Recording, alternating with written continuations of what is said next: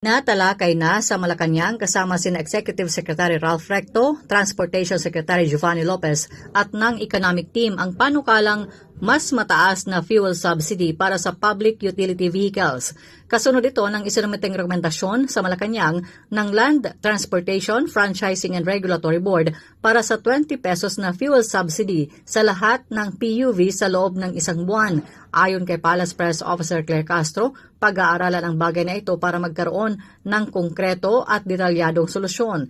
Kasama sa inaasahang tutukuyin ay kung paano o saan mapagkukunan ng pondo para dito sakaling pagbigyan ni Pangulong Ferdinand Marcos Jr. ang kahilingan ng sektor ng transportasyon. Una ng pinalawig ng pamahalaan hanggang sa katapusan ng Agosto ang kasalukuyang 10 pesos na fuel subsidy na magtatapos na sana ngayong August 15. Ang hakbang ay sa gitna na rin ng nagpapatuloy na tensyon sa Middle East na nakaapekto na sa presyo ng langis.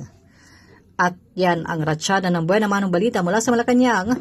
Ako si Faith de la Cruz, nag-uulat sa Infinite Radio 24, iba.